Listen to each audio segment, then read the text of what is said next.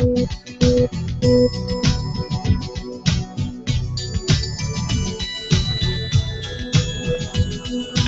minutes until showtime.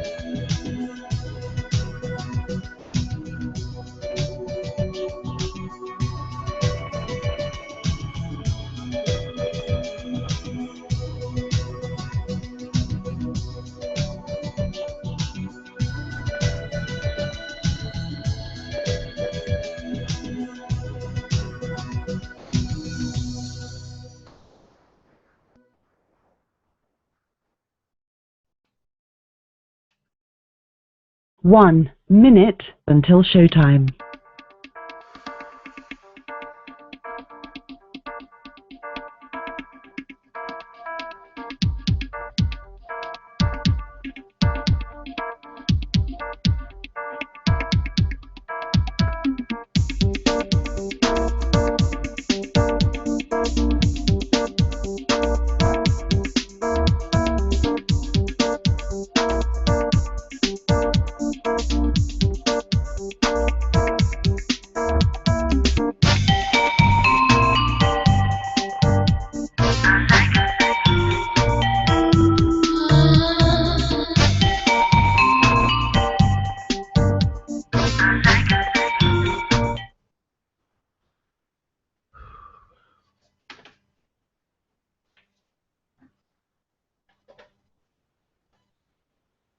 Your show will go live in 5 seconds. 4, 3, 2, 1.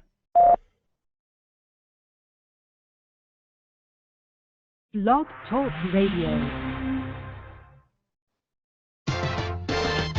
Now, get ready for uncensored sports madness. It's Dave in the City on Locks of the Week Radio. Coast to coast, internet sports talk, Locks of the Week. Doc Rivers continues to, time and time again, not get it when it comes to getting... Oh!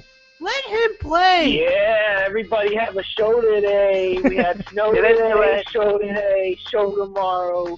I don't know if you want that on your credit card bill. You know, saying the WB network on it. I mean, like, Your dad could look at it and be like, Dave, you have something to tell me? that's the story that they still. It's unbelievable! You have your LeBron in the play. It's like, do you really care about the James Jones at the end of the bench and the potatoes? Maybe the board, the MikeFrancisco.com, was just ahead of its time. Pioneers. Exactly, yeah. Pioneers, if you will. Yeah. We listen to this guy sit at a desk and picking his teeth every day and all the dumb stuff he does. But it's not like we're changing the dial. We like Nope. Mike. You know, we hate Mike, we love Mike, all that back and forth. Bingo. Unbelievable. San Antonio Spurs, Dave. What do they say about them? They're boring. They're boring! From Los Angeles, this is Dave in the City, brought to you by Locks of the Week Radio. Now, here's Dave Medina. Good evening, sports fans, and a pleasure to have you here for the big Wednesday show. Good to have you with us here in the city on Locks of the Week Radio. I'm Dave Medina. Not in the best of spirits right now. I'll explain why. But basically, it had a lot to do with the pursuit of a donut that went way awry. And what an epic fail this whole night was. But I'll tell you more about that in a minute. First, let's tell you about who's coming on our show tonight. We have John in Connecticut and Andy in Seattle joining us for our still untitled Pick'em segment, which is coming up at quarter of the hour. So 7:45 out here, 10:45 on the East Coast, and then in hour number 2 at 11 Eastern, 8 Pacific, we'll have random questions once again with Kevin on the Cape, where we will talk about more positive things, namely the draft of our team. Kevin and I are on our team. We collaborate on this. We manage it together, and the draft went really well. that's the positive side of things. As far from this narrator's perspective, but we'll talk about that a little bit in our second hour tonight, 11 Eastern, 8 Pacific. So what I wanted to do today to start our program was I wanted to compare two types of donuts. I wanted to compare a newcomer to the West Coast, Dunkin Donuts, big in Boston, big in New York. It's big on the East Coast. It's a big deal. I wanted to compare that to a long-time local donut shop called DK Donuts, and they've been doing donuts really well for a long time. In fact, I just ate one before we came on air. I'll eat some more of it. This donut that I am holding on the camera, you won't see it on if you're listening on the podcast, but I am holding a Bavarian cream donut right now in front of your eyes. And I also had a blueberry cake donut earlier in the hour. Earlier, a few minutes ago before I came on air. What I was going to do tonight was I was going to get the same two items at Dunkin', a Bavarian cream donut and a blueberry cake donut, along with their world famous coffee, which I had it before when I was in New York, and it was all right, but it was. I've had, it's hard to say that it's better than Pete's or better than Starbucks or any of that. So I was gonna have a coffee, and then I would have been switching off between these donuts, and I would have tried one first and then the other one, and that was the plan. But then I started to drive over to the Dunkin' Donuts. It was about. Golly, it was like, what, 5 or 6? 5 or 6. And, there was like a line curling around the block. I thought, I expected it to be pretty busy still. I know that right now that the Dunkin' Donuts is a big, is a huge deal. I think this just goes to show you how many East Coast transplants there are here in Santa Monica. Just a ton. They have a bar called Sonny McLean's. It's an all Boston bar, and Dunkin' Donuts is a Boston thing too.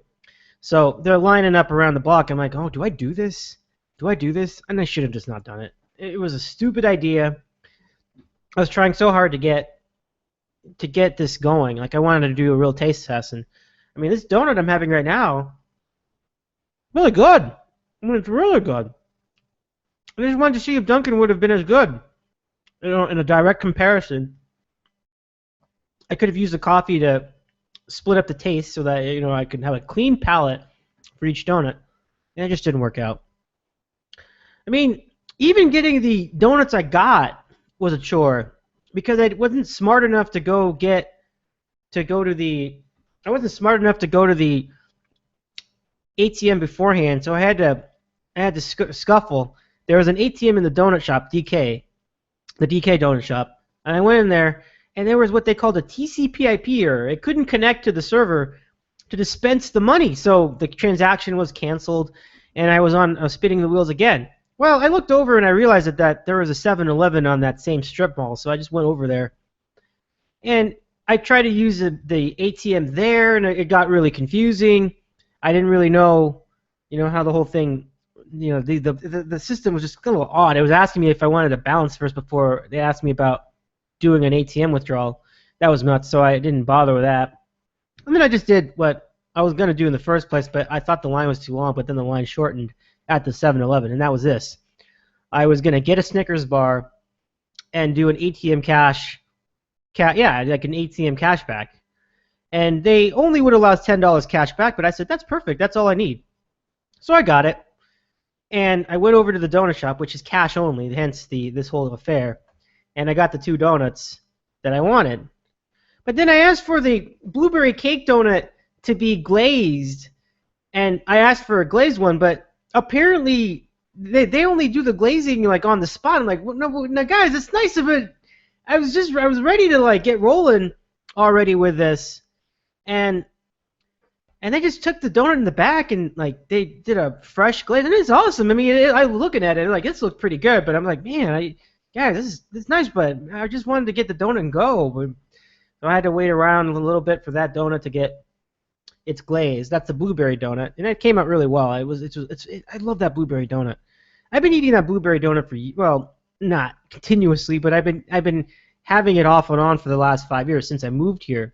I would go to DK Donut and Bakery, 16th and Santa Monica Boulevard, 16th Street, Santa Monica Boulevard, and I would get that blueberry donut. It's really good. I remember, a couple times I would get one of these donuts at least, the blueberry one, and bring it over for NFL football. So good. I mean, I'm a huge fan. Now they've gotten even more expansive. They've got like croissant things. They've got sandwiches. They've always had the sandwiches, but they've got they like croissant donuts and triple decker, like cream in the middle. It's really become a wonderful place. So I'm thinking, how is Dunkin' going to really stack up against this? And am I going to win any players in this league? My goodness. But anyway, I was checking out with the with Dunkin'. Yeah. So I went over to Dunkin' trying to see what the difference would have been, and it was nuts. I never got the chance. Now, the good news here is that I've had these donuts already. Like when I would go to Arizona or Las Vegas or when I go out east, there are Dunkin' Donuts in all those places, so I've had a chance to try these donuts on separate occasions. And I remember them being pretty good. I remember the Bavarian donut, cream donut was good. I don't think it was as good as this, though. This one is really good. Oh, I love it. Did I win that? I think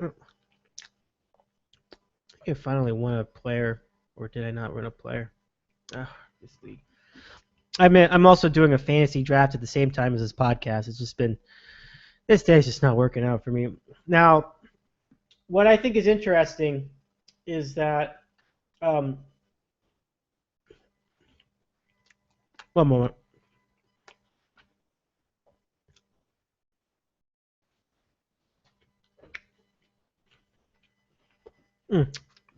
Thanks for waiting. So, what's interesting is that, all I wanted to do was get a donut. Instead, I ended up missing this draft that I'm doing right now, the Umer draft. And I was so late that I ended up throwing my account automatically bid on like 3 running backs with like $150, and I was left with just more than that, like $160. I was left with just about nothing, and it was just a complete fail. I just couldn't get over how awful that was. But okay, finally have a quarterback. Whew, Tony Romo. So I ended up missing the draft. I have a terrible fantasy team now, and now I don't have a donut from Dunkin' Donuts, and I ended up, and then on top of all that, I ended up getting a parking ticket because I parked in the wrong spot in the street. All that, plus I had a splinter momentarily from a tree. I rubbed my finger on a tree and I got a splinter. But that I was able to pull right out. It was okay. It's a frustrating day. I really wish that I had waited a week when the crowds died down for this. I mean, people literally were driving from all over the state to see this. And I can't understand why a donut would get this popular. That's what really surprised me. I mean, guys, it's a donut. I just think it's nuts that people would really go through the trouble of doing all that just for a donut. But I mean, hey, look, I did it, so I guess I'm the fool. So again, wasn't really much. It was just a crazy day. What I think we're gonna do right now is I need to collect my thoughts. We'll take a break here, and we'll go ahead and take a break on the program as I try to sort out everything else. So I'll be back, and we have some other thoughts to share with you. I thought I was going to go about 20 minutes with this rant, but it didn't really work out. I got to talk to you about Pac-12 football, UCLA. They are really looking like they're having a tough time right now. But first, let's take the break, and we will collect, and we will come back. So, I'm really sorry that this Dunkin' Donuts thing didn't work. I will say that DK Donuts, really good.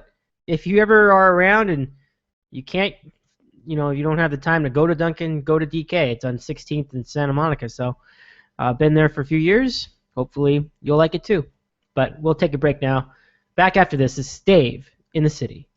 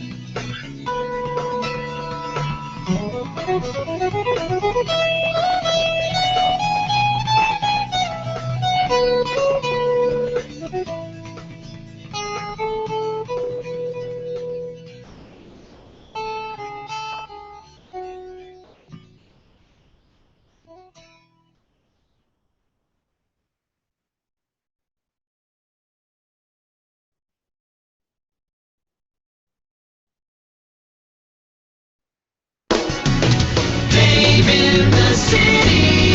It's Dave in the city. Back at it here in the city.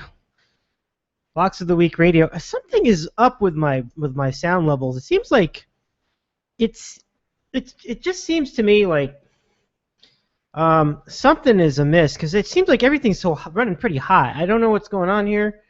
It almost is as if I'm a little confused, honestly. I don't know what's going on here. But everything seems to be running hot. I don't even know if the sound's coming in right on YouTube or not. So sorry about that, everybody. I mean, I come in and it just seems like, I don't know, it's just the microphone's off or something else is off. I couldn't really say. So my apologies for that. So getting a parking ticket in Santa Monica is ridiculously easy. It happens to happen because there are so many weird esoteric rules. When you're south of Wilshire, apparently the sign says, I didn't understand I thought it was 2 a.m. to 7 a.m., no parking. No! The sign is 7 a.m. to 2 a.m., which is like freaking the whole day. I'm like, 7 a.m. to 2 a.m. You can't park on the street except unless you have a permit? I'm like, that's just unreasonable. Because if people want to park, yeah, I know you can park north of Wilshire, but if people want to park around that block, it's not reasonable. So you can only park there unless you have a permit from like 2 to 7. And it's been that way forever, but I remember I got confused, and I thought that the sign on the street said no parking 7 a.m. to 2 a.m., which would 2 a.m. to 7 a.m., which would make so much more sense. So much more sense. Because, oftentimes you don't want guys keeping cars parked there forever if it's one of those high-profile streets. All right, that happens a lot. So most people think, all right, well, overnight parking, no. So then, wee hours, don't park. Well, the sign didn't say that. It said no parking 2 a.m., 7 a.m. to 2 a.m. Well, you see, they're both a.m. That's tough to figure out. It really is. I mean, how are you going to manage that? In all honesty, it's just it's a mess. It really is, and I just think that was just really terribly done. I'm really out of it tonight. I don't know what else to really talk about. I'm just kind of lost right now, honestly. This is probably going to be one of the worst podcasts ever, but it is going to get better at quarter of. We'll have our football picks coming up with John in Connecticut and Andy in Seattle joining us for that. Also have picks from Ron in New Jersey, who sent them in over text, and we'll go over all of those in about a half an hour from now. So I'm not quite ready to continue yet, so I'll take another break, and we'll see what happens. Thank you very much for bearing with me. We'll be back. This is Dave in the City.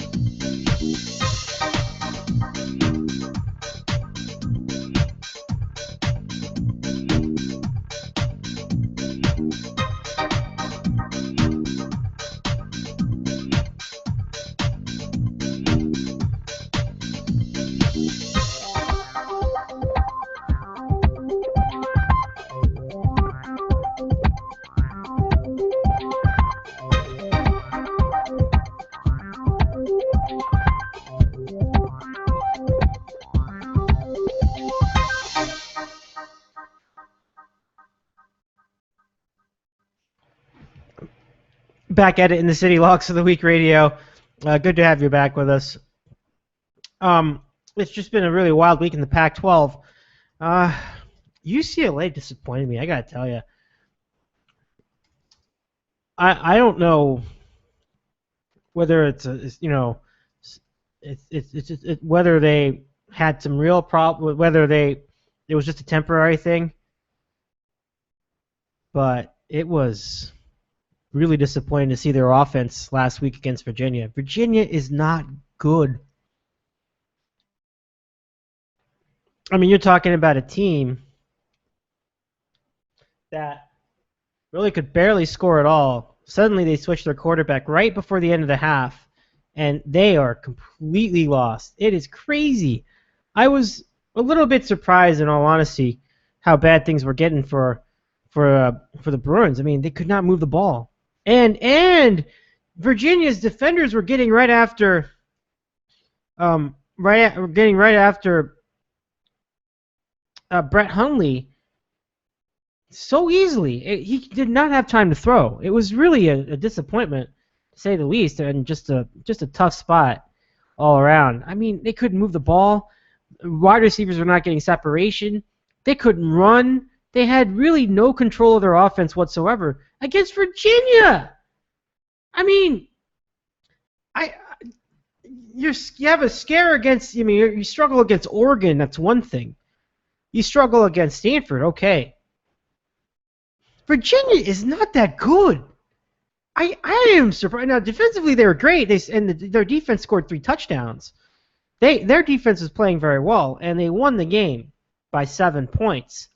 But boy, to say that was not a disappointment for the Bruins, you would be out of your mind if you didn't think that was disappointing. That was a major disappointment. I mean, this is a team that's supposedly good enough to qualify for the 4-team national championship playoff, and to come out that slowly against Virginia is really, really worrisome if you're a UCLA fan. Now, I know it's a long season. Often the first week is inconclusive. A lot of teams looked, and I say a lot, I mean a lot. A lot of teams looked pretty shaky in their first game. Alabama looked shaky against who was it? I think it was against, who did they play? Oh, West Virginia, yeah. Against West Virginia. Florida State looked really shaky against Oklahoma State. I mean, I don't think they were really in danger of losing the game, but they would not go away. And that was a game a lot of people thought, I thought they were going to just pick up the gas and just run away with it. In a dome, in a dome, defending their championship. It seemed like they would be the much stronger team in this game, but they weren't. They were really just having a tough time getting separation in the scoreboard. Didn't happen. And that was just the beginning. And I think Wisconsin was supposedly the team to beat between them and LSU. LSU won. They had 15 unanswered points in the fourth quarter. So it was a shaky start for a lot of teams. But the UCLA game stands out.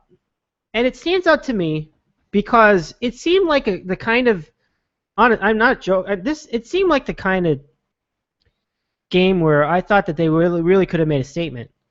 And I'm not really sure what that says. One thing I do remember about UCLA from last year, they could not handle speed on defense, and they could not handle physicality.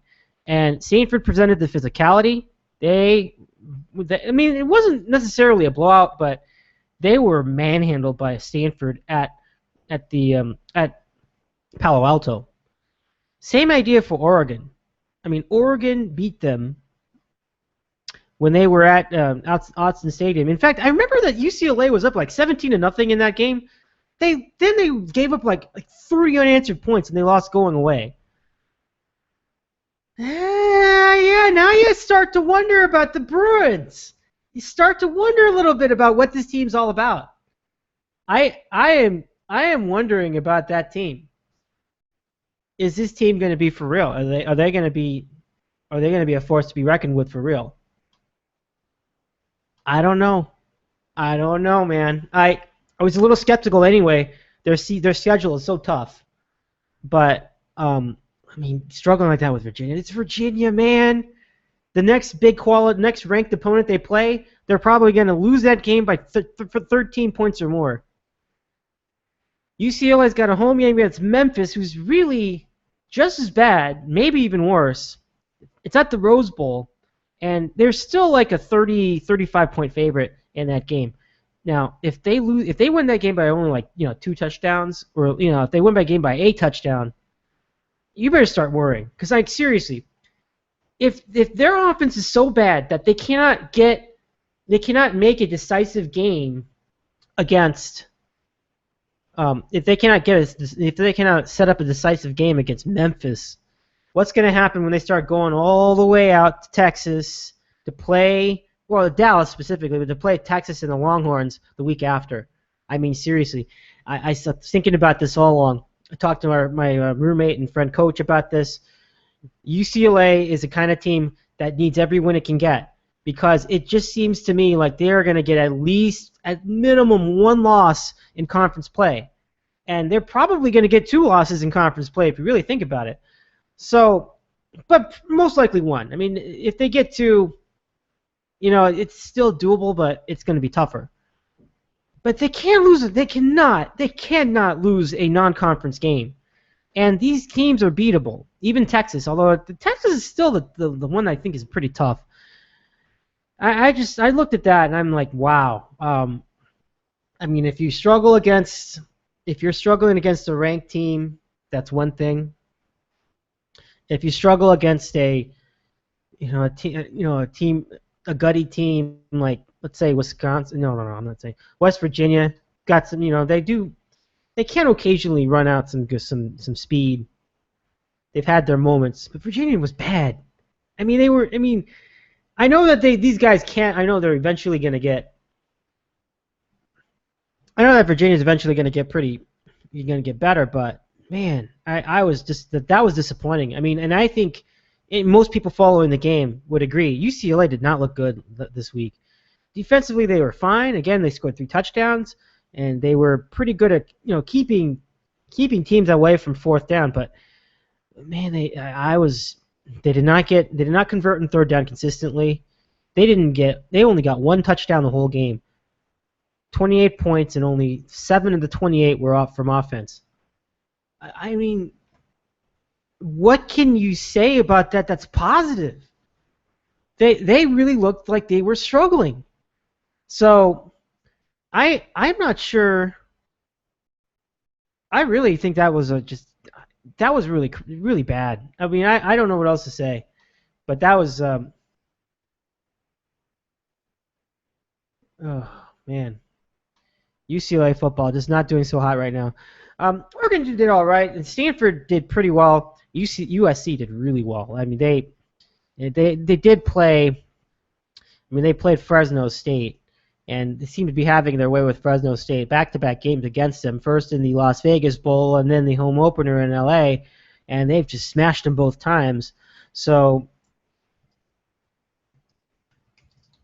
I think they were just. I think it was just simply fantastic. And this is I didn't watch the game. The reason I didn't watch the game was because I had some other obligations to attend to, but I was keeping track of it on the phone, and they did not. I don't think they had to. I don't think they had to. I think they were converted on every 3rd down, going like a quarter and 3/4, like almost till the very end of the first half, before they did not convert on a 3rd down, and then they kicked a field goal. So SC is looking really good, but it's early. So it's funny because for USC right out of that, they got to play against Stanford on the road in Palo Alto. That's tough. I mean, it was tough last year too when Stanford came out to SC to play them at the Coliseum. USC won that game, but that was a really tough fought game. No different will it be here. I think USC is going to win that game, though. I think they have at least they have a chance to win that game. They've got. I mean, Kessler's coming back. I mean, you've got Buck Allen. You've got Nelson Aguilar. It's a fantastic offense. I mean, I think that team And their spread, and now the newly converted spread offense really is going to give Pac-12 teams a bit more of a scare than they normally do. And if you remember, in that game against Fresno State, USC ran the most plays in a game ever in their history, and apparently in the Pac-12's history too, but don't quote me. That's pretty impressive. So USC football is in a good spot. But again, this is going to be a tough test right out of the box. Even if they lose the game, I don't think that's a season ender. But certainly, they've got the tools to win the game, and then we'll see what happens from there. Boy, that's crazy, isn't it? I mean, before the season started, man, people were just talking up. And I mean, they were talking a big UCLA big time, and suddenly they didn't look so hot. So they've got some work to do. I'm sure that they'll make the adjustments. They'll try to be more efficient on offense, and they should have a good game. They should have a good game against Memphis. And after that, it remains to be seen. We'll see what happens afterward.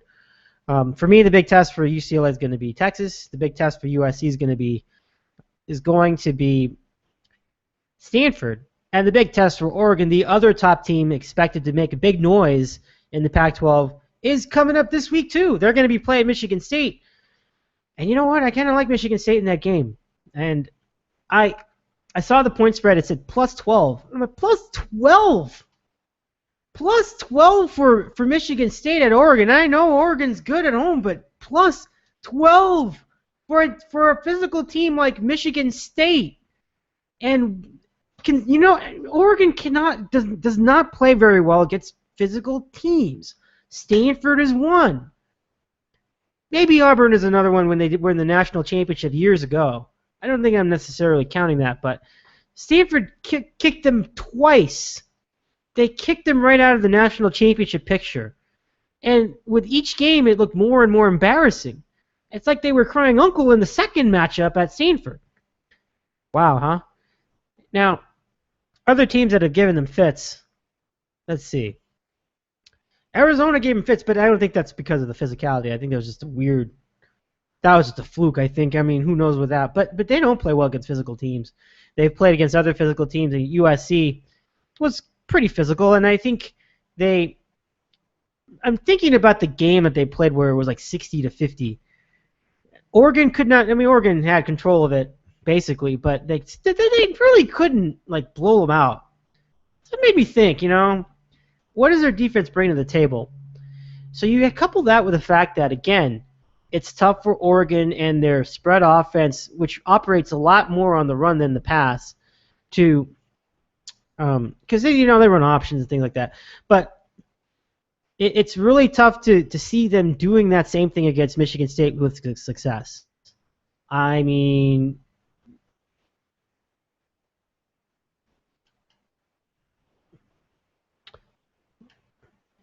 so it's going to be a big matchup. Michigan State, I think Michigan State's at least going to make that thing close. We'll see what happens. So that's what the Pac-12 right now. It is a big week for the Pac-12 to really make a statement. And I think the statement will be made if Oregon can come up and beat Michigan State. They don't even have to beat them by a lot. I mean, just beat them at all, and that's a great win. I'm a little skeptical though. We'll see. I mean, I'm not saying that they can't do it. Michigan State looked very good in their opening game, but they played an FCS team, I believe, and it was like Jacksonville State. And, man, those guys, I think it took them like 4 quarters to score a touchdown. That's a woeful team. So I thought that was a little, in other words, the game was inconclusive. I have no idea whether Michigan State really is as good as they were last year just from that. It's too early to tell. But this game is not going to wait around. It's going to be played now, and we'll see who ends up winning. So I'm excited about the whole thing. You've got to get that plus the USC game coming up and a bunch of other action I'm sure we can look forward to as we get into this week. It's amazing that we have these kind of matchups now because I know that for a lot of teams, they don't even play conference games for about a month. But here, you're looking at teams that are getting right into it. I think we're going to get this. I'm working on the draft here and bidding on, shoot. I guess some people have just a little bit more money than I do on that. I was looking forward to getting T.Y. Hilton in my fantasy draft. Doesn't look like it's happening. I do need a wide receiver though. There's a few others coming up the pipeline though. People are running out of money. I think I'll make this work. So with all that said, we really got a draft going here in the Umer draft as we continue on our podcast, Dave in the City, Locks of the Week Radio. Whew. Yeah, it's going to be a fun week though, because I think college football is really getting in the swing of things, and as I promised, we have a quick preview to offer you for Packers Seahawks tomorrow. And basically it's this. I think the Seahawks are the defending champions for a reason. Their defense looks really good. They should win the game. The Packers did give them the toughest time when they played. That was 2 years ago, the Fail Mary game. So it took an illicit call for the Seahawks to even win. Seahawks get a little few breaks along the way, but their defense is fantastic. There's no question about it. And they're big on contact, and that's a good thing because that's the kind of way that football used to be played, and I think I support it. But anyway, I'm interested to know what Aaron Rodgers is going to do against that front line. I think he's going to be fine. And I tell you what, while I said that Seattle's going to win this game, I also think that it's going to be a pretty tight one, and it should be decided by less than 7 points. I think it's going to be pretty good. We'll see how it pans out for real as we go along. Oh, shoot. I need to nominate a player. Hey! Let me nominate a player. Golly. This new Yahoo system is terrible. Anyway, we'll take a quick break and we'll come back as soon as we get our panel together. We're about to start our...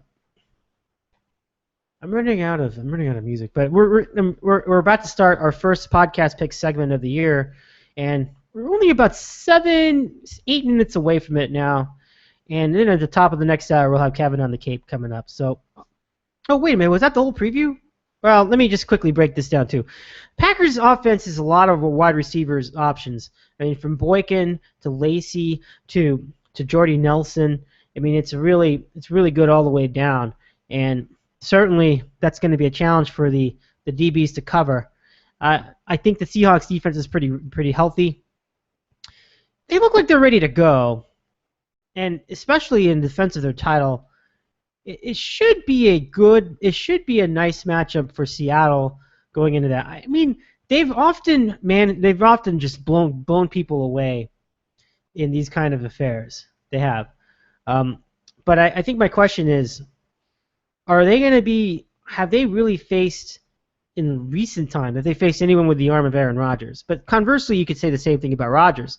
Is Rodgers good in close games? ESPN's Colin Cowherd believes that Aaron Rodgers can't play well in close games. Well, I mean, just the fact that they lost all the games doesn't mean that he hasn't been playing well. I think we'd have to see that in action before I can really make a ruling either way. I think he's great no matter what he's doing and when he's playing, and I seem to remember that the Super Bowl against the Steelers was pretty close. The one thing I think that they say about Aaron Rodgers is that he's not really much of a comeback player. Like if his team's down, he can't really make a huge comeback. Well, I mean, there's a lot of tangibles, there's a lot of factors that really go into that sort of a thing. So, well, it remains to be seen. We'll see. Okay, so we'll take a quick break and we'll come back. And once we get back here in the program, we will get into our football picks of the week, featuring John in Connecticut and Andy in Seattle tonight. So stay with us. We'll be right back. This is Dave in the City.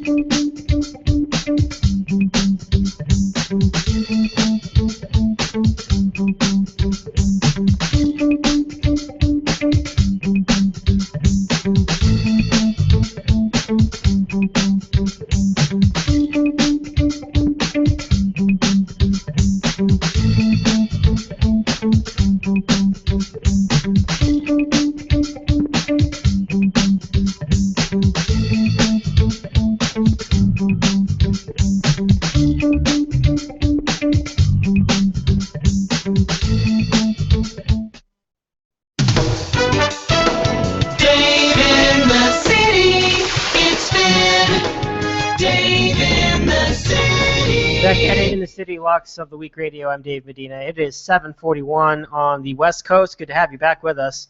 And we are just about ready for our football picks, but I was just doing some analysis of that parking ticket that I got. 7 a.m. to 2 a.m.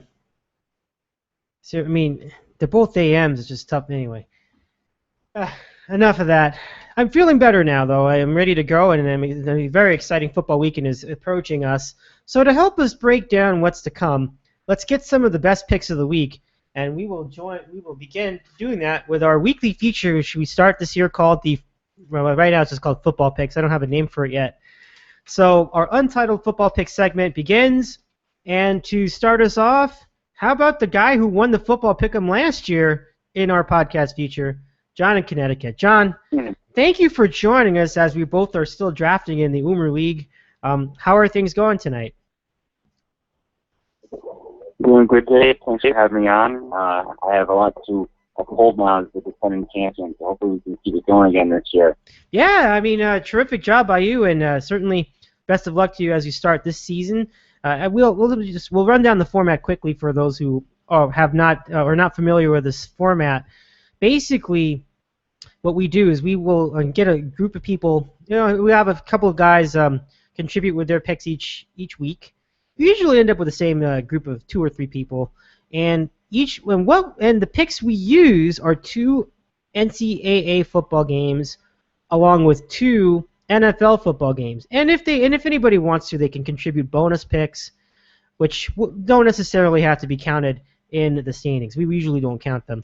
So 2 and 2, 4 picks total every week, and then we'll tabulate them in our spreadsheet, and we'll announce the winner at the end of the football season. So very exciting, and some good games, of course. So I am interested to pick your brain, John. Let's get your word on what you have for your football picks this week.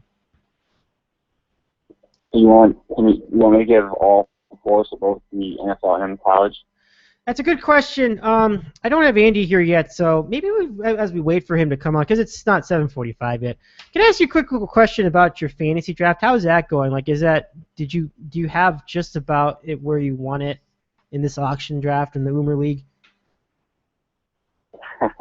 No, I think I did horrible. I don't know. I'm always worried about spending big money early, and then I don't end up getting high quality players. I think I got some solid players. I spent most of my money on Aaron Rodgers, or if it was a Green Bay fan, I pretty much break the bank for him every year. But the rest of my players are okay. I got Keenan Allen, Deshaun Jackson, Andre Ellington. I think these were decent picks, Julius Thomas. But Frank Gore was kind of a stretch. I don't know why I spent $20 on him, but we'll see how it goes. Frank Gore's a little bit of an anomaly in a sense that even though he's pretty old, I still think he can be a productive guy. But it's understandable that you'd be worried spending $20 on them because you never know with the injury. So I think that's a decent point. I gotta get my pick in here pretty soon. I'm kind of just winging it at this point.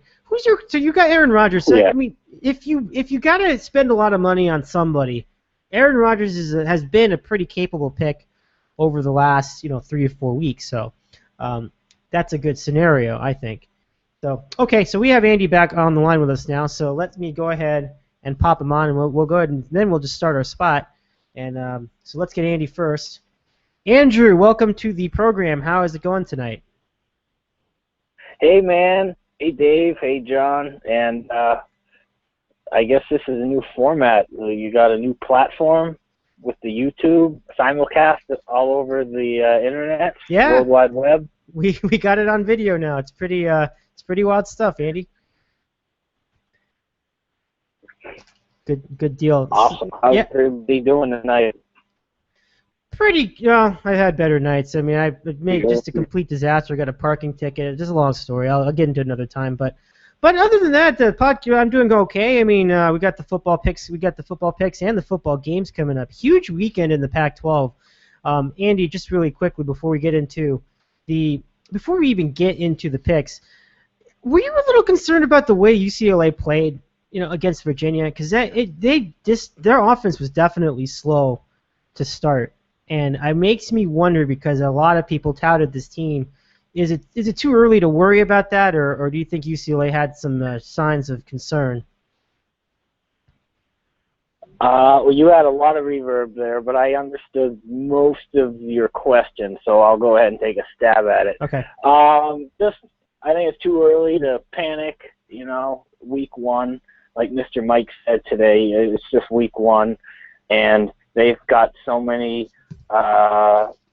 I wouldn't say unfair expectations, because they are talented and they had a really good year last year, and their quarterback is, if he gone pro last year, he probably would have been in the first round. So they lose talent. They got that guy that's a local Seattle Mongo who played like offense and defense last year. So they're a legit team, and I think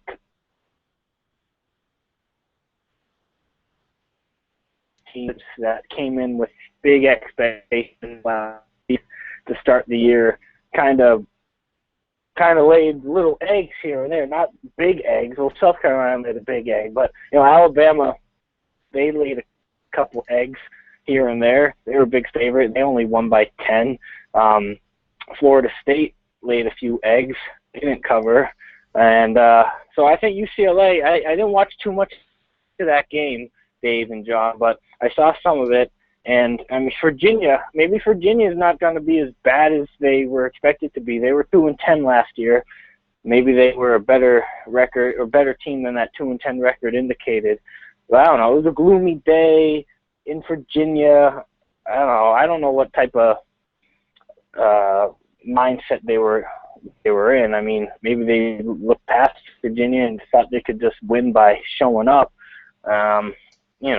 In Mora, I'd still be a little. See, I would be more worried about Mora in the big picture than the one game against Virginia, to be honest with you. Good point, Sandy. I thanks for that.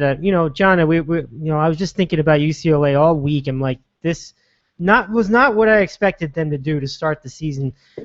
We both agree that they did not look too good against Virginia, but is it inconclusive in terms of their season-long outlook? Your thoughts about UCLA as a potential contender?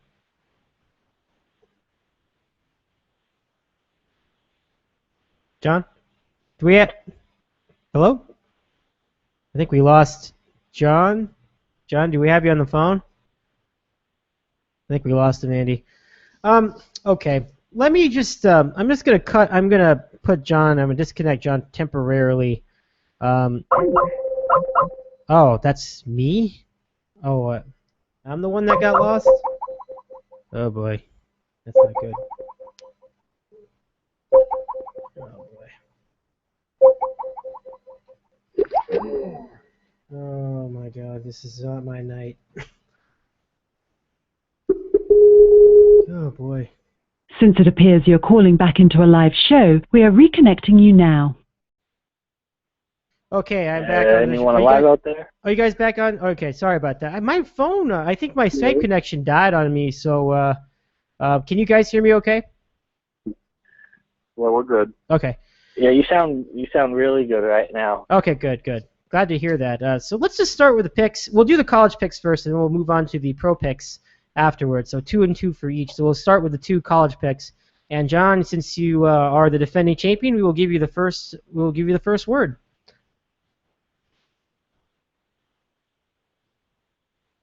All right. We'll start off here with a game that I hope Andy will be paying attention, but involves his alma mater, UMass, and I will not be taking UMass. I'll be going with Colorado. A really weird game, Colorado traveling across the country to play UMass, but alas, here we are. and they're only getting 17.5, which is important because UMass very well might be the worst team in the country this season. They brought back their old coach, but they just got drilled by BC, and I wouldn't consider BC, Boston College. They're just a mere average team. Colorado isn't great, but they're still in the Pac-12. They've been getting better under their new coach. And I actually think they played pretty well against Colorado State. That's a rivalry game last week. And I think Colorado State is a fairly solid team, but UMass should be no match for them. I expect a 20 to 30-point win here. Kind of surprised the line is this low. Maybe, but we'll see. Colorado minus 17.5 for the first game, kind of a sheer game in Gillette. Oh my goodness, I think we're offline again. This is, oh my gosh, this is crazy. Oh my gosh, what the heck? Oh my goodness. All right, we'll be right back, folks. If you're watching us here on the YouTube. Oh my God.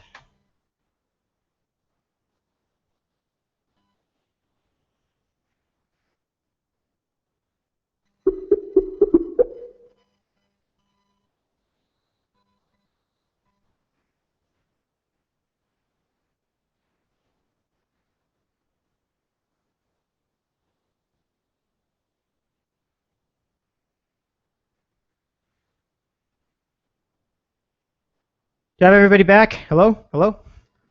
I'm so sorry, guys. Hello? Hello? Welcome to Blog Talk Radio. This Skype call-in number is full at the moment. Jesus. Okay. Sorry about that, guys. Let's get this back in action.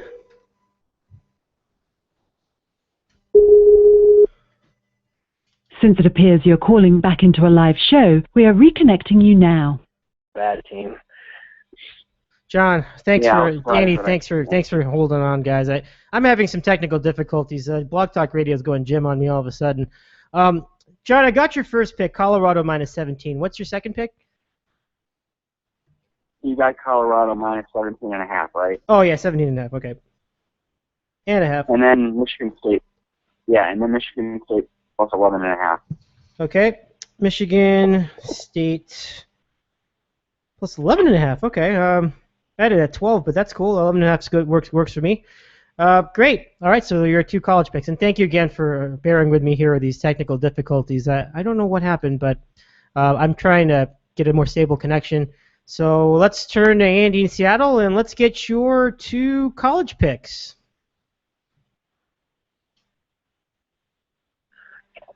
Okay, yeah. Okay, week 2, and 2 quick games here. Again, there's really, this early in the year, you kind of just, you can't help but get your personal preferences and likes in the mix rather than an actual, well, this team is 7-1 against the spread of their last Friday. You can't play that really, so you just got to go by feel at this point. So anyway, first game, they looked bad last Thursday. They started the year with big expectations despite the loss of Connor Sharr and Davion Clowney. ESPN loves them. The SEC network is going to love them. They're always on Thursday nights, and they just laid an egg against Texas A&M. But we'll take them again because they're playing East Carolina.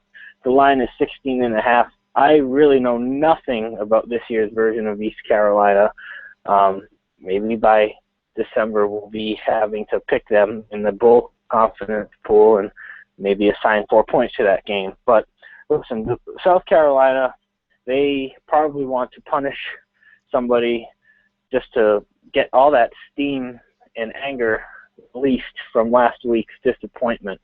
And they have Georgia, I believe, the following week. So they need to have a show Saturday night, because if they don't have a show and they get beat by Georgia, which at this point, after what Georgia did to Clemson in that second half, I don't see South Carolina having a decent game plan for Gurley.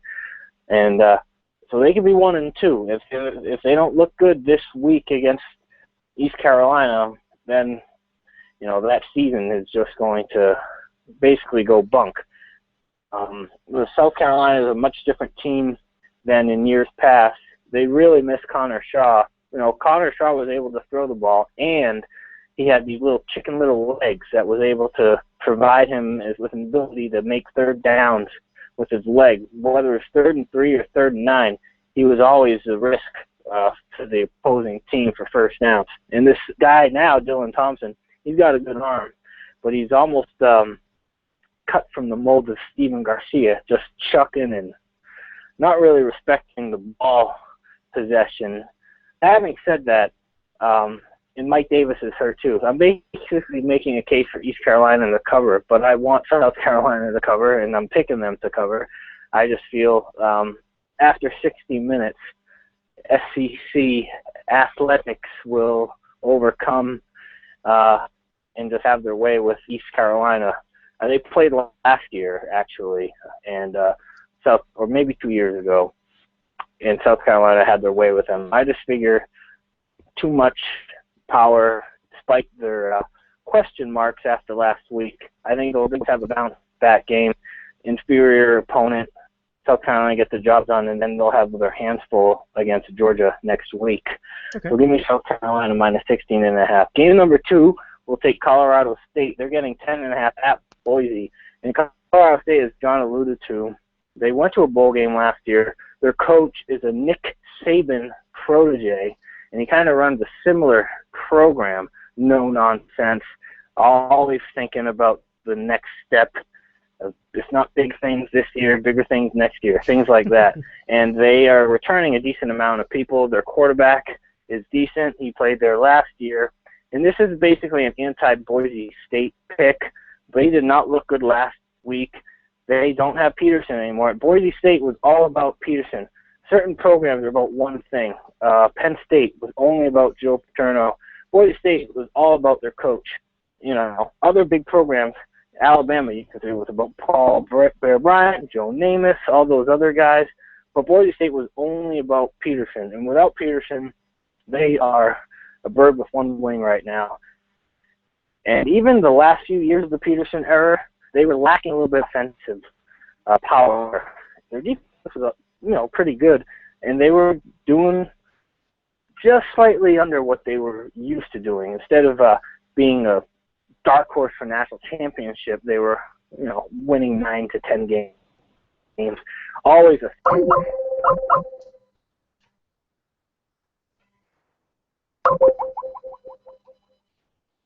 It's really not my night.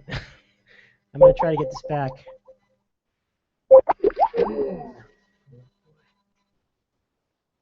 Really not my night. Andy's doing a great job of explaining these picks, though, I must say. Since it appears you're calling back into a live show, we are reconnecting you now. for 55 minutes, be down 17, and you get that backdoor opportunity. So give me Colorado State plus 10.5. All right, good picks actually. I was looking at that game myself. I'm not going to partake in it, but that's well done, Andy. Well done, John. Just to give you quickly Ron's picks. He picks Virginia Tech plus 11 at Ohio State, San Diego State plus 16.5, and then two bonus picks: Stanford minus 2.5 against SC, and Mizzou minus 3.5. So giving those points for the two bonus picks. So let's now move on to the NFL side of our picks for the week. John, you have the first word. Two NFL games. Which games will you select? Hey, Dave, who were those picks for that you just read off? Those are for from Ron in New Jersey. Ron in New Jersey. Okay, thanks. Yeah, you broke up for a second. Okay. All right, so we'll give you the games. First off, we'll start with the Bears minus 7 over the Buffalo Bills. And if anyone, I know it's kind of hard to, how much does preseason really matter, but you got to take some of it with a grain of salt. Part of it you can kind of project forward. And if the Bills play anything like they did in the preseason, they're just in for a miserable season. E.J. Manuel cannot complete a forward pass. Sammy Watkins is already hurt, their top draft choice. Manuel was already, looking pretty shaky last year. They're just a very poorly run team from top to bottom. And I think that's tough situation here going on the road. Chicago, I guess Cutler throwing bombs to Marshall and Jeffrey Forte being a beast out of the backfield. They have a really good offense, and it should be no match for the Bills here. So we'll take the Bears -7. You figure they should win this game by between 10 and 14 points. And, if I lose this pick, so be it. Never a bad day when the Bears lose. That'll help the Packers out, but I don't see it this week. I think they'll win pretty easily here. So Bears -7 for the first pick. The second pick, kind of a weird game, but I'm going to go with the road dog. I'm going to take the Titans +4 in Kansas City, and I'll call it the outright win here. Kansas City was a team that I think really overachieved last season. They won, 10 or 11 wins. Early on, their schedule was really, really easy. They played on some pretty bad quarterbacks through that streak, which kind of bolstered the sense of numbers. And we all remember the playoff game where Andrew Luck came back from 30 points and won the game and just shredded their defense. They didn't improve anything in the offseason with their weapons for Alex Smith, and he's not the kind of guy that makes the receivers around him better. Not to mention, Bowe will not be playing in this game. They lost some guys off their offensive and defensive lines. I just think they're going to regress this year. I'm not a big Tennessee fan either. I think Wilson Hunt is so overrated, but he's here coaching in his first season. I don't think Jake Locker is there either, but I think in this scenario, we'll take him getting the points on the road, and I think this is a field goal game, and I do think they'll get the win. So the two NFL picks, Bears -7 and Titans +4. I kind of feel like the Titans are going to have a pretty decent season. And by decent, I mean 8-8 or 9-7. So I kind of see sort of along the lines of what you said. Although I know you said you aren't high on the Titans overall, but I do like them in this matchup as well. And I think that's an interesting thought. So I'll keep an eye on the Titans all year, see how that goes. Andy, you have there are two NFL games that Dave. you can you hear me? Hello, Andy, do I have you? You got a lot of reverb, but it's all good. I think I got the message, but Okay, sorry, man. Let's just list these two games real quick here. Okay, yeah. Game number 1, and maybe we're just buying into the Nick Foles instant offense, Chip Kelly, Kool-Aid, but I'm going to take Philadelphia giving 11 to what I think will be a hapless Jacksonville Jaguar team. I know 11 is a lot of points, especially in week 1 in National Football League. They're pros, so 11 points is definitely a lot, but this is just a pick that's based on Jacksonville's most recent history of being slightly above atrocious, and just the way Philly has been able to just basically have game after game after game of pretty high octane, consistent, and talented offense. I remember the game last year, opening game against I think it was Washington, and they had a great show on that first Monday night game, and we saw a lot of Foles at Arizona, and didn't really think he would be a great pro. He's basically proved me to look like a Mongo, but he was good at college, and obviously he fits whatever Chip Kelly thinks works at the NFL level. Okay, I can't picture Foles wearing an Oregon uniform doing what he does, but apparently it doesn't matter. So I think Philly is going to be, everyone loves to just praise the NFC East for just intensity and toughness. I think Philly will be the team that rises from that mess at the end of the season, and I think they just start their season on the right note with big thumping at the expense of Jacksonville. So game 1 will be Philly -11, and game number 2, just to be a Mongo, we will take the Lions, giving 6 to the new look Giants with the old school hag Tom Coughlin as coach. I know P-Dot a few years ago said they've got 15 cornerbacks, and that could be Pro Bowl caliber, or something like that. That's an exaggeration on my part, but I don't know much about the Giants this year, except they got rid of their offensive coordinator. They'll probably want him back after week 4. I just think they're just not going to be a very good team this year. And the Lions, listen, all three of us have seen plenty of Lion pigskin over the past few years. You know, Schwartz is gone, and Schwartz was kind of a clown. Their team was just, they oozed talent, but they were just so undisciplined. They score 35 points one week and then be their own worst enemy the very next week. And then next week they,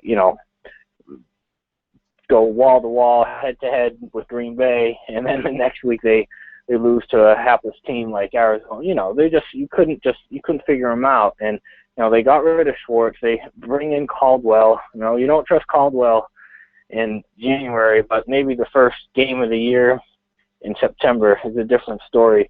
And Stafford and Megatron and just their run by committee scenario.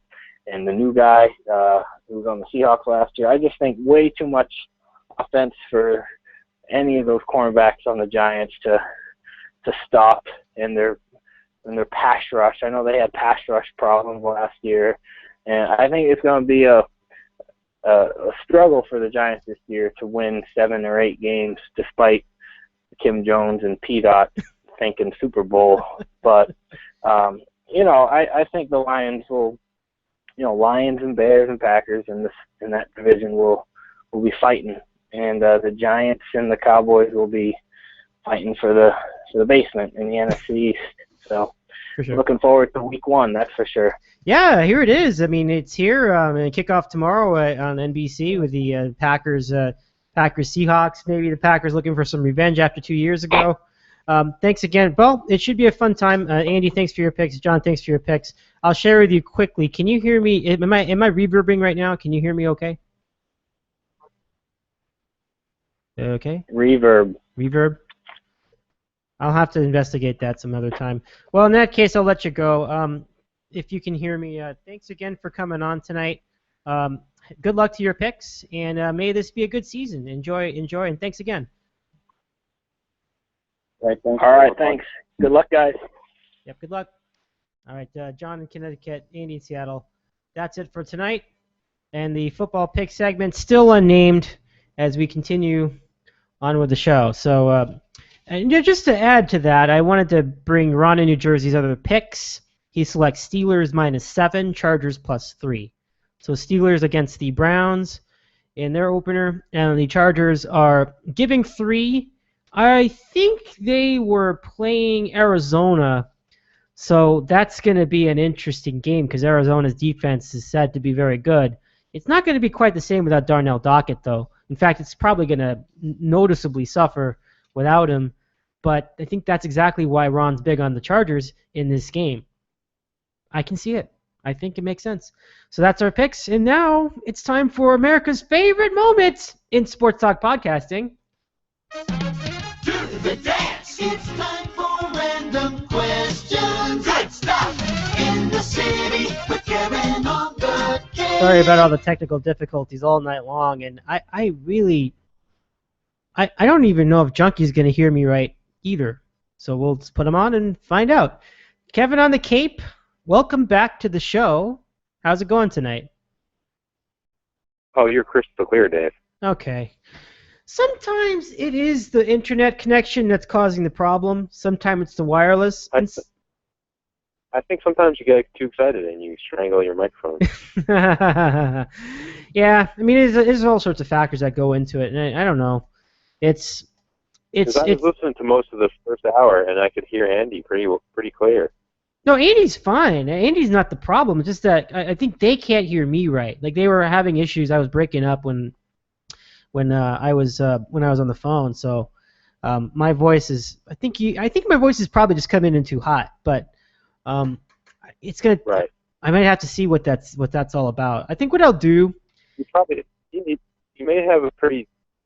have a little more sophisticated microphone than what Blog Talk or what the rest of them are used to. So maybe you have to kind of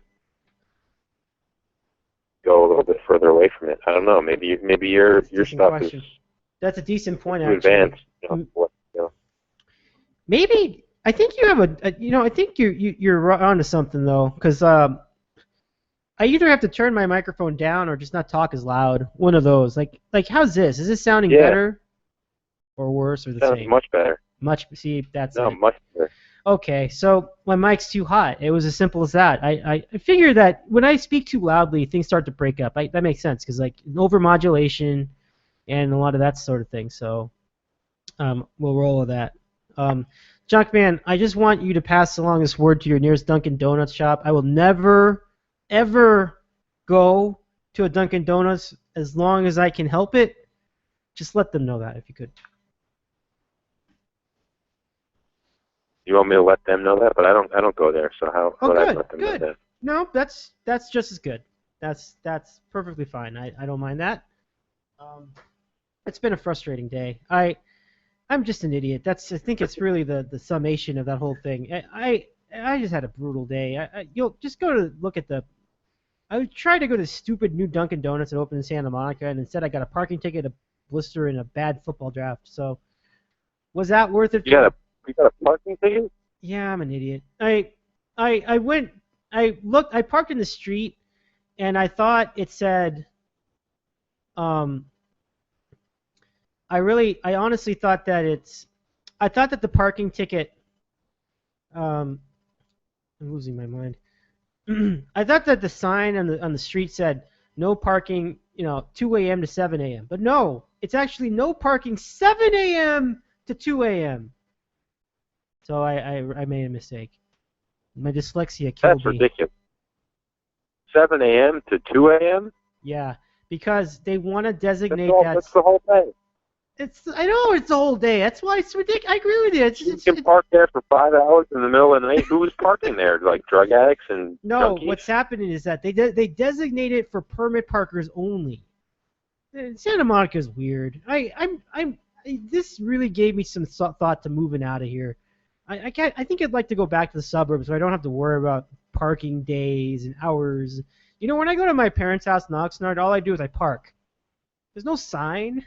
There's no sign you can't park here Wednesday for 2 hours or Tuesday for 2 hours or every day for 5 hours or whatever.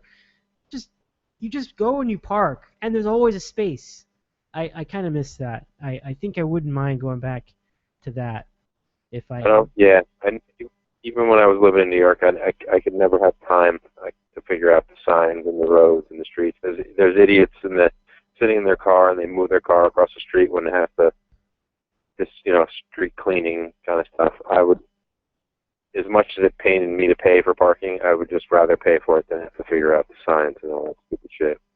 Yeah, I mean, the fine is extremely rough, but it's not bad. Like it's not like $200. It's not even close to that. Like it's not that bad. It's not even 100. So I mean, it's an amount that you can live with, but you're extremely annoyed, And, I mean, hey, listen, I made it 2 years without getting a citation at least.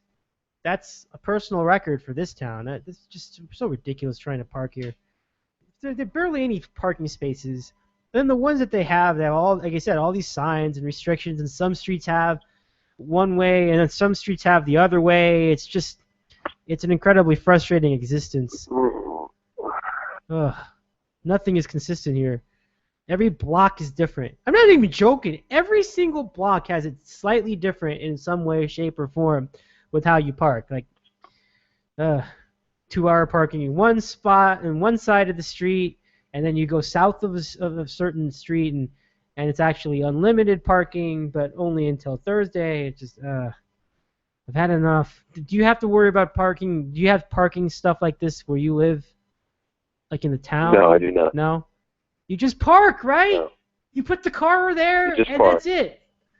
I miss that. You just park. I miss this. Parking should not be this complicated. No. Santa Monica parking is I thought it was Westwood for a while. That's close. It's like 1A. But Santa Monica is number one in terms of toughest place to park. I mean, it's particularly bad around Wilshire Boulevard, but It's not as bad in Main Street, but still kind of challenging. But the closer you get to the beach, the worse it is. Like, and I'm close to the beach now, so it's almost, yeah, it's like, it's a chore. I mean, I should be happy that I made it 2 years without getting a citation.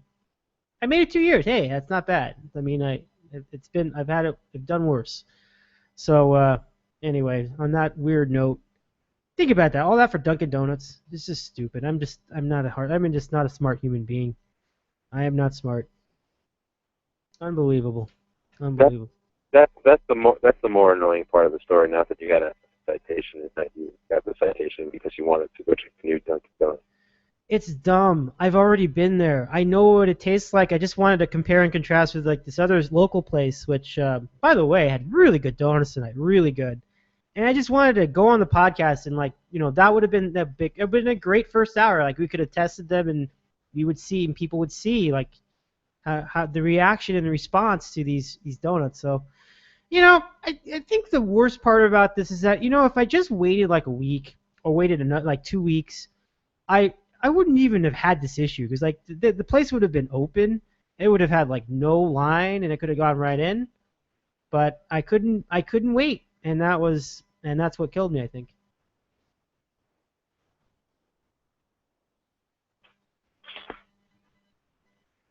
You know?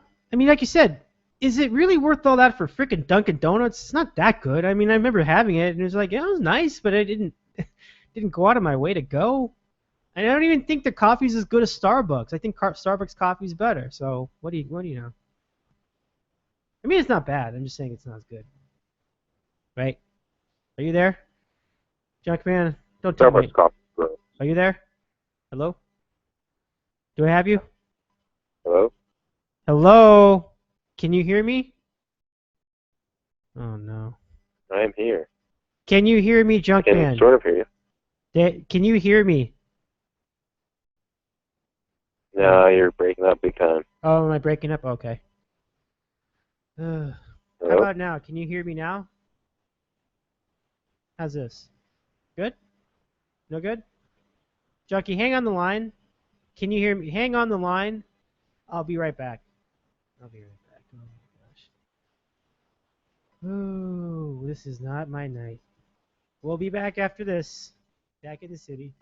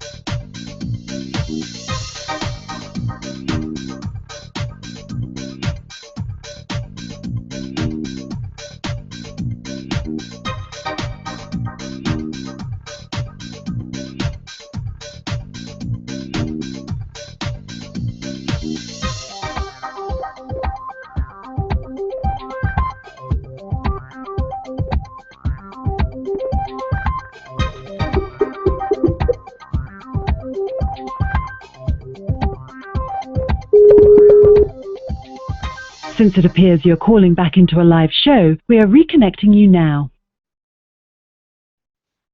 All right, we're back on the program here in the city, and Junkie's hopefully back on with us. Hi, Junkie. Our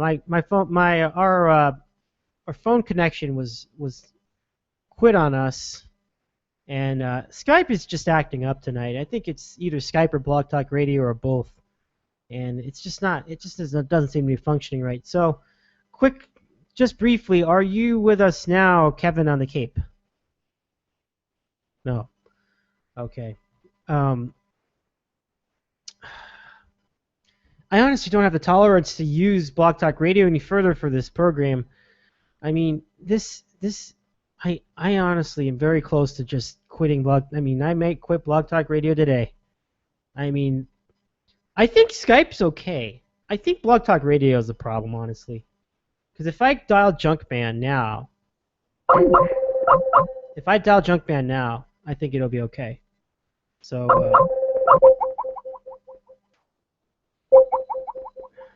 don't know what's going on. Oh my gosh! So this is we're gonna try it again one more time, and if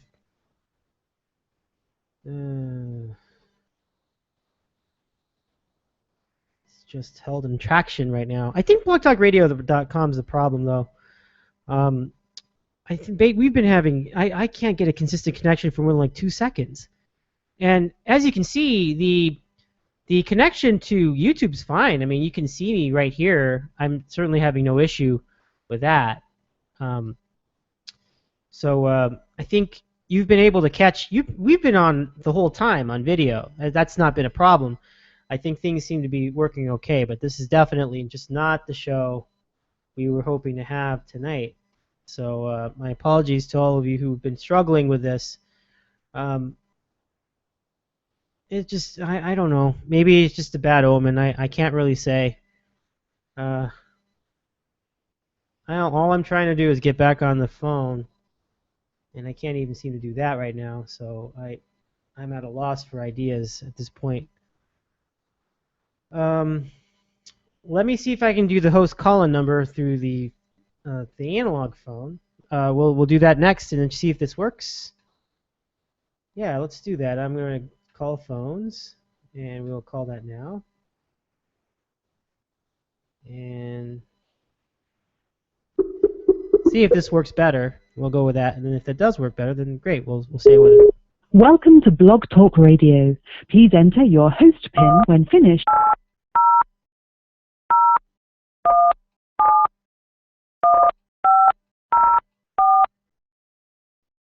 And we'll see if this works. To works. start your show now, press 1. To hear important instructions, press... Right. Since it appears you're calling back into a live show, we are reconnecting you now. Okay. Let's see if this works. Well, it doesn't really indicate that we are back online on Blog Talk Radio. We will wait a little bit longer and see how this is going.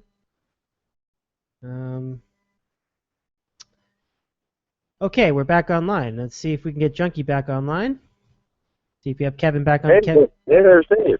Hey, there you are. Hi, Kevin. I think I don't know what's going on. Blog Talk Radio or Skype or both are really struggling tonight.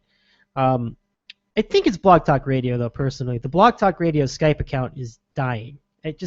Now, you'll see that now that I'm connected with the phone account, it's probably fine. Like, am I breaking up at all at this point? Not really, no. And Okay. just for the record, if Blog Talk Radio or Skype or YouTube or whoever can extract the last 8 minutes when you disappeared and I just started talking to the phone by myself, I think that would be gold. We'll see if they have that kind of technology on their hands. Well, anyway, Junkie, thank you very much for staying with us the whole time. Very kind of you. I don't even know what the hell we're talking about at this point. Parking? What were we getting into? Parking? Donuts? Yeah, for some reason you want to do it at Dunkin Donuts because you're weird. I'm an idiot. That's what it is. It's really nothing more than that. Could have saved myself. I could have saved myself a lot of money, and a lot of aggravation, and I could have saved my fantasy team if I had just let it go. It's dumb. I don't know what possessed me to do such a thing. Because I think I've proven tonight that I got better donuts anyway in the local shop, which doesn't have a line, doesn't need one, but it's got the same quality, if not better. And I think I was just thinking back to the coffee that I had at the other place, DK. It actually does taste a lot like Dunkin' Donuts. They're very similar, which is to say, not terribly robust or bold or any of that, but That's irrelevant at this point. Junkie, I know we're half an hour. I think. Sorry about that. Go ahead. I just wanted to acknowledge our other fantasy team. So one fantasy team isn't looking too good. That's the Boomer League I'm in. But our paid league, the Tommy League, is what we call it. I thought the draft went very well, and I know you had a chance to look over the roster. Give us your thoughts about the draft that we did the other night. No, you're good.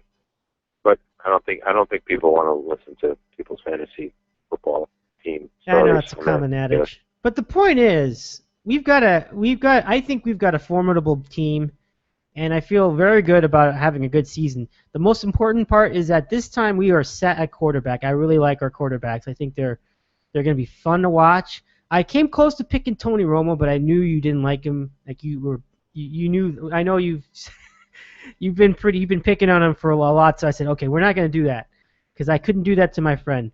So I got Jay Cutler instead, who I think has a decent ceiling of getting touchdown passes. He usually does, as long as he's not hurt.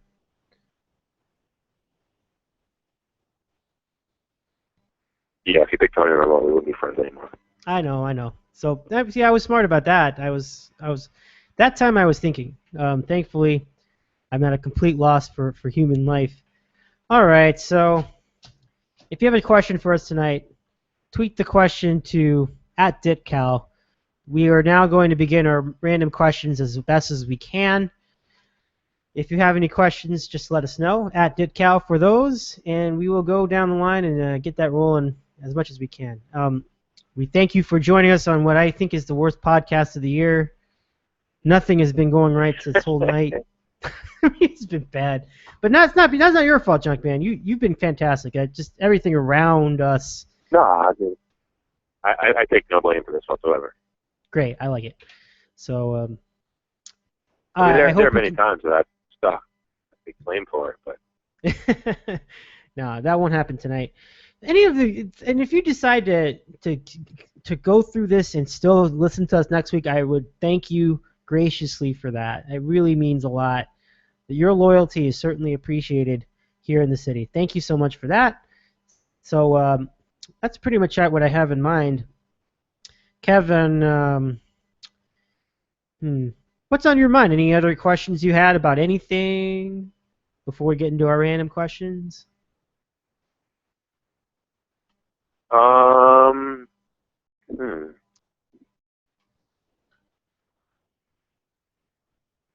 Not really. Trying to think about anything going on. Not much. I mean, Okay, that's fine. No problem. Summer coming to a close, as we know.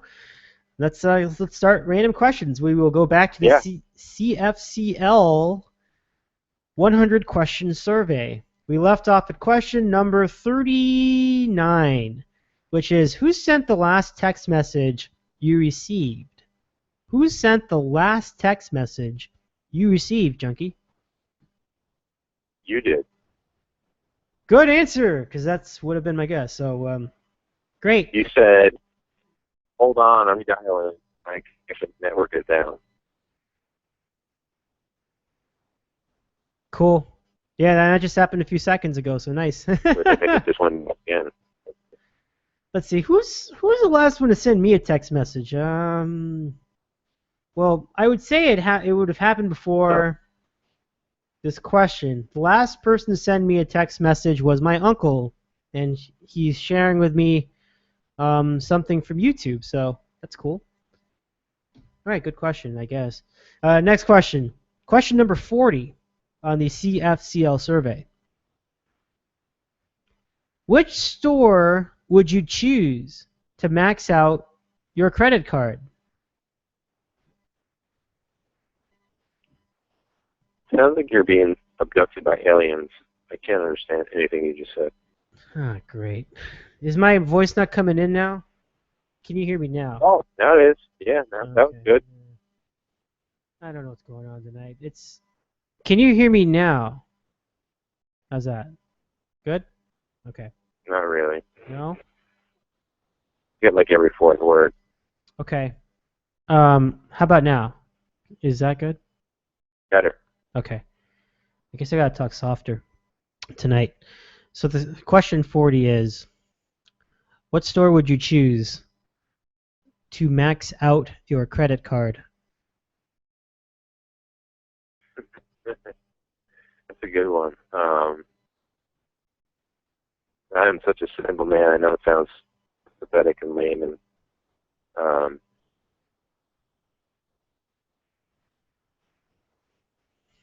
there's this store on the East Coast. I don't think you have it over there. Called Kohl's.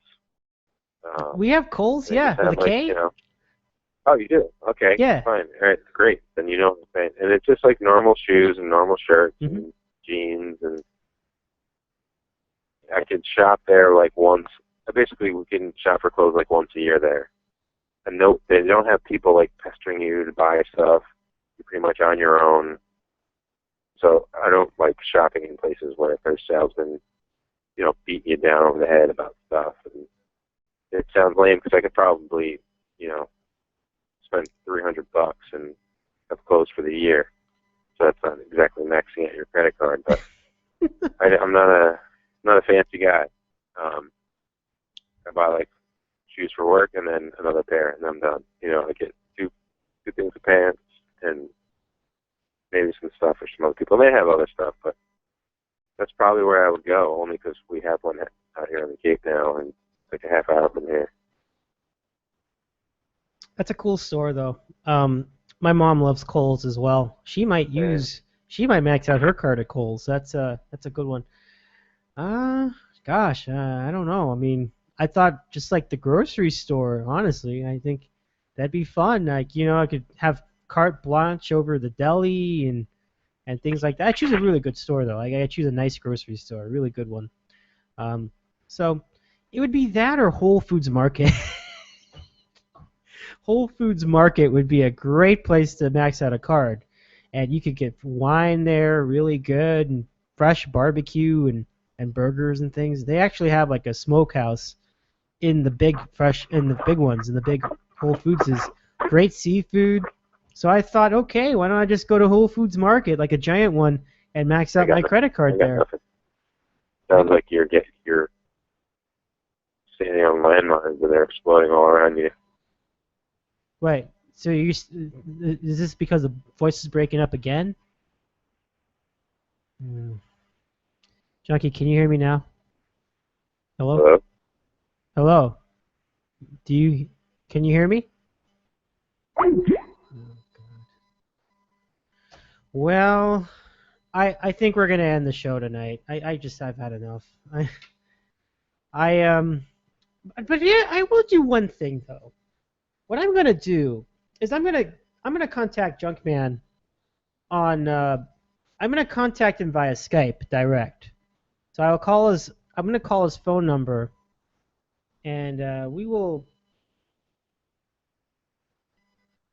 gonna call his phone number, and we'll just go ahead and we'll just pick it up and just do maybe one more question, and we'll end it there tonight. For those of you listening on YouTube, that's what we'll do.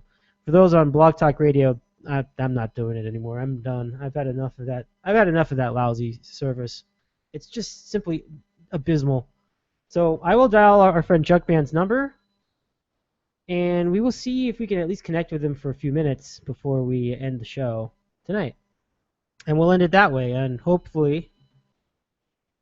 Did that work? Doesn't look like it worked.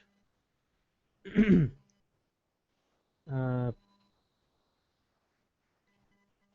me try it again. Okay. So now I'm going to call the Junkman on the phone via Skype Direct. We will see if that works for our purposes, and then I'll go from there. I